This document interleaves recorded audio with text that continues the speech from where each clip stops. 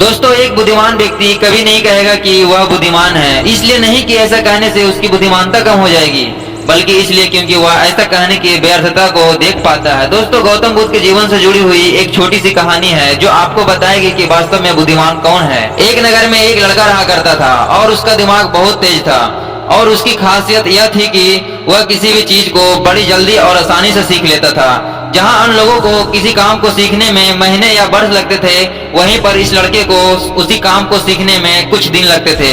उसकी ख्याति दूर दूर तक फैल गई थी और कहा जाने लगा था कि उस व्यक्ति के जितना बुद्धिमान कोई नहीं है। परंतु वह व्यक्ति को जानता था कि वह भीतर से क्या है। हर व्यक्ति जानता है कि वह भीतर से क्या है, चाहे वो बाहर से कुछ भी दिखाए। वह व्यक्ति भी भीतर से परेशान रहता था, परंतु वह अपने अहंकार से अपने परेशानियों को ढकना चाहता था। दोस्तों, ज्यादातर लोग ऐसे ही करते हैं। वह व्यक्ति अपनी प्रसिद्धि को और बढ़ाने के लिए तरह तरह के काम सीख रहा था।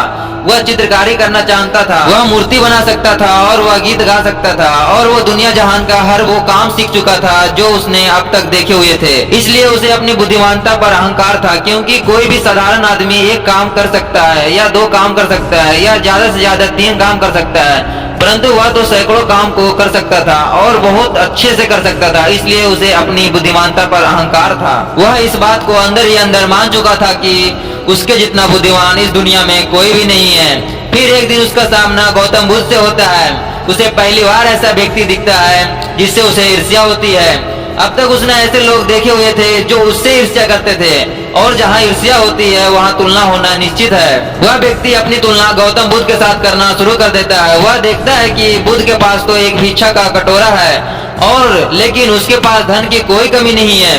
बुद्ध के वस्त्र तो साधारण थे, परंतु उसके वस्त्र बहुत कीमती है। बुद्ध तो जमीन पर नंगे पैर चलते हैं, परंतु वह नंगे पैर नहीं चलता है। इसी तरह से वो आदमी सैकड़ों चीजों से अपनी तुलना गौतम बुद्ध के साथ करने लगता है, परंतु वह हर तुलना के बाद वह पाता है कि उसकी ईर्ष्या बुद्ध के प्रति है 1% भी कम नहीं होती है।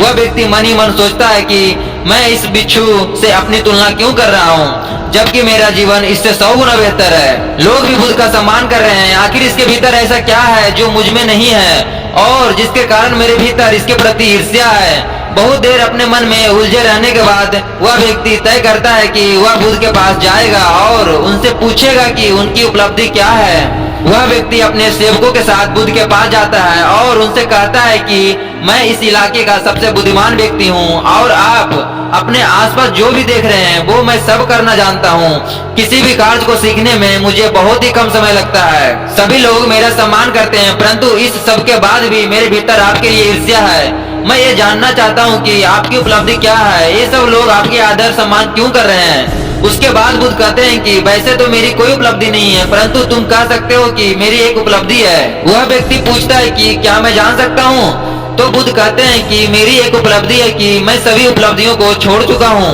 वह व्यक्ति बुद्ध से पूछता है कि मतलब मैं कुछ समझा नहीं। बुद्ध उस व्यक्ति से कहते हैं कि क्या तुम्हें प्रशंसा अच्छी लगती है। वह व्यक्ति कहता है कि प्रशंसा तो सभी को अच्छी लगती है। उसके बाद बुद्ध कहते हैं कि क्या तुम्हें निंदा अच्छी लगती है। तो वह व्यक्ति कहता है कि भला इस दुनिया में कौन है जिसे अपनी निंदा अच्छी लगे। उसके बाद बुद्ध कहते हैं कि जो तुम्हें अच्छा लगता है और जो तुम्हें बुरा लगता है, मैं इन दोनों से ऊपर उठ चुका हूँ। ना मुझे निंदा सताती है और ना ही मुझे अपनी प्रशंसा प्रसन्न करती है। बस यही अंतर है तुम में और मुझ में। और उसके बाद वह व्यक्ति बुद्ध से कहता है कि परंतु यह कैसे संभव है। बुद्ध मुस्कुराते हैं और उस व्यक्ति से कहते हैं कि तुमने सैकड़ों काम सीखे हैं, लेकिन एक सबसे जरूरी काम को तुम सीखना भूल गए हो। वह व्यक्ति बुद्ध से पूछता है कि कौन सा काम है बुद्ध। बुद्ध कहते हैं अपने मन को नियंत्रण करना। क्या तुम्हें आता है। बुद्ध की वह बात सुन वह व्यक्ति समझ जाता है कि ईर्ष्या का यही कारण था। उसके बाद बुद्ध कहते हैं कि जिस व्यक्ति ने सारा जगत को जीत लिया लेकिन अपने मन को नहीं जीता, उसने कुछ भी नहीं जीता। और जिसने अपने मन को जीता परंतु अपना सब कुछ गवा दिया, फिर भी उसने सब कुछ जीत लिया। क्योंकि वास्तव में बुद्धिमान व्यक्ति वही है जो अपने मन का शासक है, वो नहीं जो अपने मन का गुलाम है। गौतम बुद्ध के इन शब्दों को सुन उस व्यक्ति का अहंकार टूट जाता है और वह व्यक्ति बुद्ध से कहता है कि क्या आप मुझे अपने मन को जीतना सिखा सकते हैं। बुद्ध कहते हैं कि अवश्य सिखाएंगे, परंतु मैं तुम्हारी सभी उपलब्धियों को छीन लूंगा। फिर उसके बाद वह व्यक्ति बुद्ध से कहता है कि मैं तैयार हूँ। उस दिन से वह व्यक्ति ध्यान करना शुरू कर देता है, क्योंकि ध्यान ही वह तरीका है जिससे आप अपने मन को अपने बस में कर सकते हैं। तो दोस्तों आज की वीडियो में बस इतना ही, फिर मिलते हैं किसी नई वीडियो के साथ। जब तक के लिए अपना ख्याल रखना। जय हिंद, जय भारत।